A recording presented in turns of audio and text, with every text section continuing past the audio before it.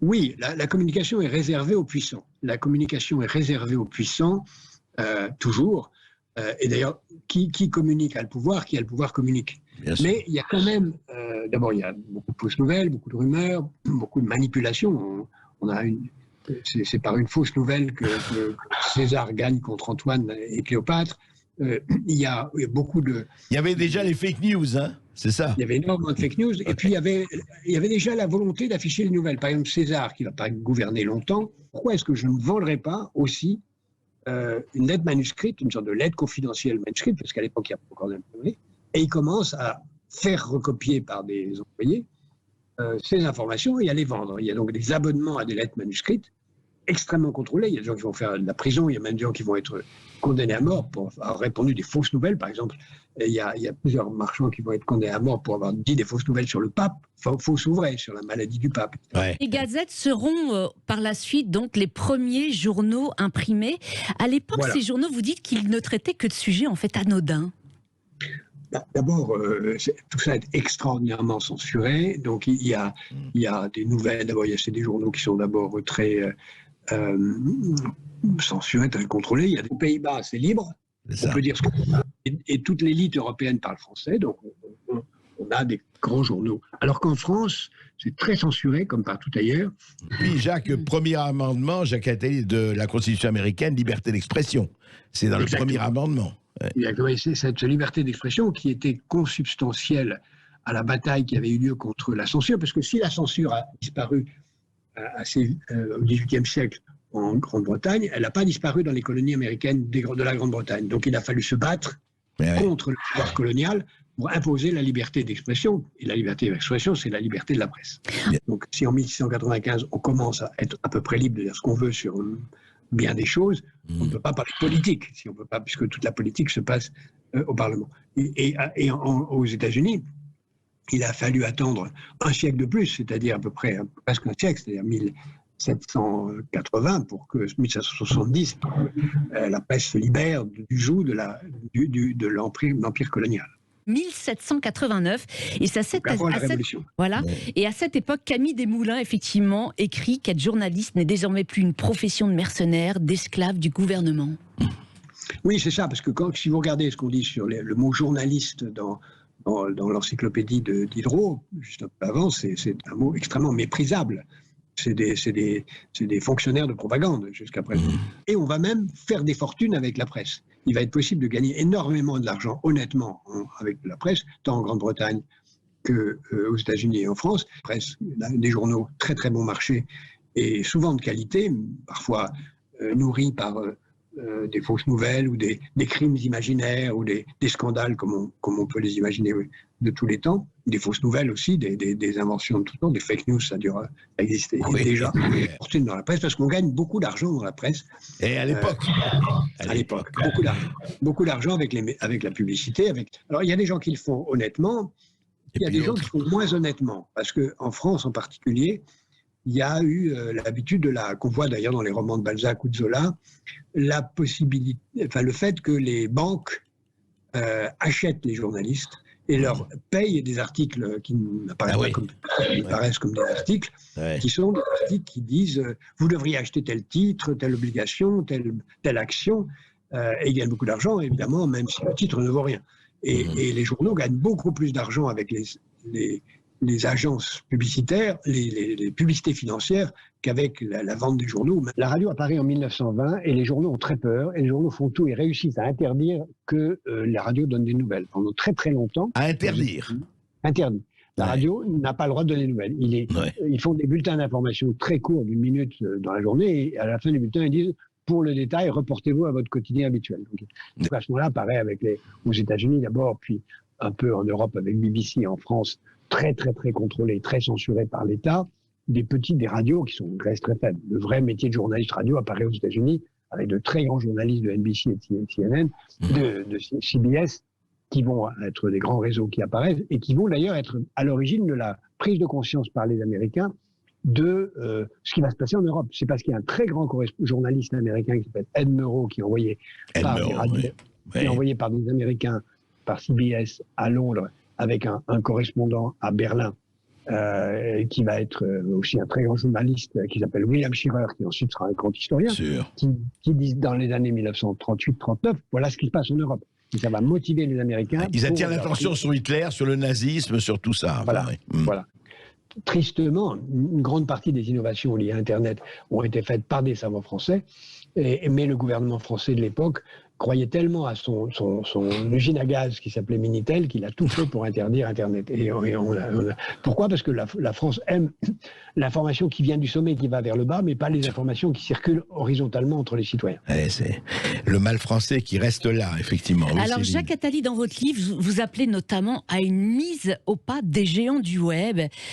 Pour quelles raisons ? Expliquez-nous.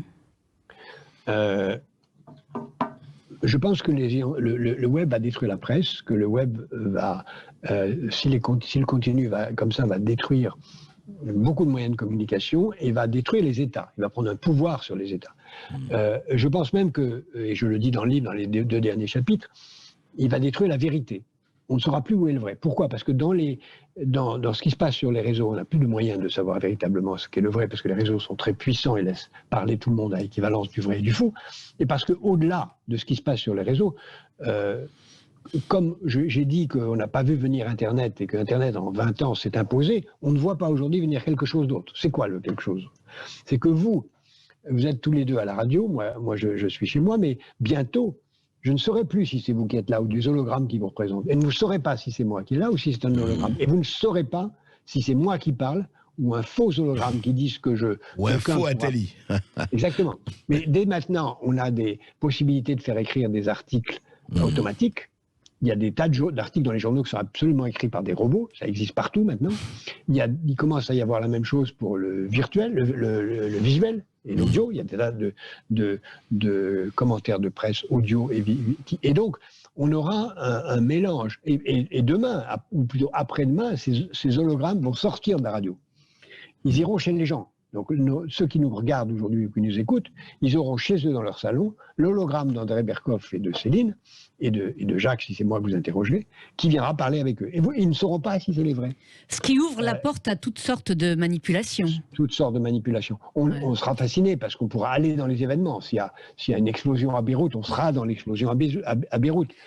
Mais est-ce que ça sera la vraie ou est-ce que ce sera quelque chose d'imaginaire? Est-ce que ce sera un jeu vidéo ou un faux? Ça, c'est pour dans 20 ans. Ouais. Et donc, c'est pour ça que j'appelle vraiment à une vraie prise de conscience de l'importance de maîtriser les réseaux sociaux et de faire qu'il y ait une alliance entre les journalistes et les enseignants pour qu'on défende la vérité. Alors vous allez plus loin, Jacques, parce que vous prenez carrément le démantèlement des réseaux sociaux et des plateformes. Vous proposez de diviser Google, Facebook et Alibaba au moins en 4, Amazon au moins en 3, puis Apple et Microsoft au moins en 2. Mais comment est-ce possible ? Les Chinois l'ont compris déjà, et on voit bien ce qui se passe. Le Parti communiste a compris que les GAFA chinois, les BATX, comme on appelle les GAFA chinois, sont des ennemis du Parti communiste. Et donc, qui sont d'ailleurs, de ce point de vue, très utiles, puisqu'ils luttent contre la censure. D'ailleurs, si les GAFA chinois avaient été véritablement libres, on n'aurait peut-être pas eu cette pandémie, puisque c'est par la censure des réseaux sociaux. Vous voyez que les réseaux sociaux sont très précieux, très utiles, puisqu'ils réussissent à empêcher un pouvoir de ne pas dire la vérité. Le fait que les réseaux sociaux soient contrôlés en Chine a interdit la connaissance, en particulier le fait que WeChat, l'équivalent des réseaux occidentaux en Chine, a été contrôlé, que chaque fois qu'il était question en janvier de quelque chose qui pouvait ressembler à une pandémie, ça a été supprimé, et donc n'a pas permis de vraiment savoir, ni en Chine, même les autorités suprêmes ne l'ont pas su. Donc les réseaux sont très précieux, et le Parti communiste est contre. Maintenant, les gouvernements aujourd'hui n'ont pas intérêt aux réseaux sociaux. Mais est-ce que les peuples ont intérêt aux réseaux sociaux? C'est toute la question. Alors, Jacques Attali, vous êtes quand même en contradiction avec vous-même. Vous avez dit, jusqu'à présent, ça circulait de haut vers le bas, et c'est important, et vous l'avez dit, et pas que d'aujourd'hui, vous avez dit dans beaucoup de vos livres, que c'est bon que ça discute du bas vers le haut. Mais justement... Absolument. Donc, si vous voulez, les réseaux sociaux, avec leurs outrances, sont fondamentaux. C'est-à-dire que si on supprime les réseaux sociaux, on sait très bien que dehors, il y a autant de fausseté, de propagande et de fake news qu'en bas. Hein? Parfaitement d'accord, et les réseaux sociaux sont très bons, très utiles. Je montre, par exemple, qu'ils peuvent être aussi très néfastes. Et je montre comment un petit geek japonais a créé un réseau qui est devenu le grand mensonge de QAnon. Qui a du complotisme, évidemment, etc., voilà, bien sûr. Et donc, c'est très important de laisser la liberté de parole. C'est toute la question de la liberté de parole. La liberté pour qui? Pour tous, mais pas pour le mensonge. Et donc, toute la question, c'est de savoir qui définit la vérité. Une question très difficile. Voilà. Qui seront les juges? Non, parce que Jacques, vous savez très bien, et comme moi, c'est que le problème du mensonge, c'est qu'en 14-18, quand on regarde les anthologies de la presse, on racontait que les Allemands coupaient la tête et mangeaient les bras des petits-enfants. Je veux dire que ça a toujours existé, la propagande. Enfin, c'est pas à vous que je dirais. Absolument. Et donc, je raconte comment la grippe espagnole a été totalement camouflée par la presse française, anglaise et allemande et américaine pendant cette période. Voilà. Donc, tout le problème aujourd'hui... Je n'ai pas la réponse. La seule chose, c'est qu'il est très important que personne ne soit une superpuissance. C'est ça. Il ne faut pas que les journaux, il ne faut pas que les pouvoirs politiques soient une superpuissance. C'est le cas de la caricature chinoise où la censure est totale. Mais il ne faut pas non plus que la loi soit si faible que les grands médias puissent dire n'importe quoi. Oui, mais justement, Jacques, est-ce qu'aujourd'hui, parce qu'on parlons d'aujourd'hui, ce qui est intéressant, c'est quand on aime ou on déteste Trump, etc., ou autre, quand, par exemple, Twitter ou Facebook, etc., suspendent indéfiniment le compte de Trump. Mais c'est valable pour d'autres personnes. Quand vous arrivez à ce que ces GAFA-là, et vous en parlez à la fin de votre bouquin, sont plus puissants que les États. C'est-à-dire que moi, PDG de Twitter ou de Facebook, ou je m'appelle Zuckerberg ou je m'appelle Google et compagnie et que j'ai WhatsApp, aujourd'hui je peux faire ce que je veux. Alors, exactement, c'est pour ça que je dis qu'il faut les maîtriser, c'est pour ça d'ailleurs que j'ai pris parti tout de suite contre la suppression du compte Twitter de M. Trump. Je trouvais que c'était une erreur, mais ça c'est les GAFA n'ont pas vu qu'ils allaient devenir des services publics et contre leur gré. Ouais. Et ils sont contre leur, et donc ils ont les obligations des services publics. Donc normalement, c'est pas à eux à décider qui va supprimer. Puisque c'est un service public, c'est un service public. C'est pour ça qu'il faut les maîtriser. Oui. Alors ils tentent des petites manœuvres. Par exemple, ils donnent un peu d'argent aux journaux pour que les journaux survivent. Moi, j'ai dit dans le livre que l'argent que les GAFA donnent aux journaux, c'est de quoi financer leurs funérailles. Oui. Parce que c'est rien. Ils créent un comité éthique, c'est très bien. Ouais. Qui a le vrai pouvoir? Donc il est très important de créer les conditions d'un vrai pouvoir transparent et démocratique sur la vérité. Et ça, c'est une longue bataille. Il faut qu'à l'école, on enseigne le vrai. Tout à l'heure, vous aviez une discussion avec quelqu'un d'autre où la discussion portait sur la science et l'empirisme. L'empirisme est une dimension de la science. Il n'y a pas de science sans empirisme. Il faut apprendre ce que c'est que les dimensions de la vérité à l'école. Et oui, vous prenez effectivement dans votre livre l'art d'informer pour savoir plus tard démêler le vrai du faux. Voilà, c'est très important. Il faut l'enseigner à l'école, il faut l'enseigner dans les écoles de journalisme. Il faut qu'il y ait une alliance permanente contre les fausses nouvelles entre les journalistes que vous êtes et les universitaires. Les universitaires doivent se mobiliser plus qu'ils ne le font. Je reproche beaucoup aux universitaires dans le monde entier de ne pas être assez mobilisés. Pour faire les fact-checks dans les agences, il y a des gens formidables qui font ça dans les journaux, au Monde, à Libération, dans beaucoup de journaux de province, à l'AFP, un peu partout dans le monde. Mais c'est rien comparé au tsunami de fausses nouvelles qui court à travers le monde. Le tsunami par exemple, il y a des tas de citations fausses qui circulent sur les gens, dont moi d'ailleurs, des fausses citations, avec des photos, etc. Comment lutter contre ça? Eh bien, il faut à tout prix lutter contre ça, et c'est une bataille qui va être permanente, et qui est d'autant plus grande que les gens aujourd'hui, nous sommes 7 milliards, nous allons être 9, les gens ont beaucoup plus envie d'information, ils ont beaucoup plus envie de vérité. Bien sûr. Et pour ça, il faut à tout prix que les journalistes comprennent que leur rôle, c'est de défendre la vérité. Oui, il faudrait aussi que les universitaires apprennent que leur rôle n'est pas aussi d'empêcher tel ou tel de parler au nom d'idéologie. Vous savez ce qui s'est passé avec Hollande à Sciences Po, avec Sylvia Nagasinski dans telle ou telle université, au nom de l'idéologie de la décolonisation, de la décoloniser, raciser, etc., etc. Vous connaissez ça. C'est ça le problème. Le problème, c'est que, et c'est à tous les étages, vous savez, cette campagne de la déconstruction, de la cancel culture et compagnie. Comment lutter contre ça, y compris médiatiquement? Vous avez sur ce point, même si je suis parfois pas d'accord avec mon vieil ami André sur beaucoup de sujets, mais sur ce point je suis d'accord avec lui. Oui, il faut faire très attention à ce que ne s'impose pas une nouvelle idéologie dominante et que toutes les expressions, les opinions puissent s'exprimer, mais à condition que ce soit la vérité. Que des opinions, et c'est pour ça qu'il est très important, et c'est ça qui doit être fait, il faut distinguer l'opinion et la vérité. Oui, bien sûr, mais c'est pas facile. Hein. Toutes les opinions, sauf si elles sont contraires aux droits de l'homme, sont... Oui, sauf si elles sont haineuses et appelées au meurtre. Voilà. Mais voilà. Est-ce qu'il y a... Mais alors là, la vérité, c'est tout le problème, à chacun sa vérité. Vous vous rappelez Pirandello, Jacques. Est-ce qu'on va tous devenir des robots? Il n'en est pas question pour nous, ça, rassurez-vous. Alors, Jacques Attali, les médias peuvent-ils ou doivent-ils se réconcilier avec la vérité?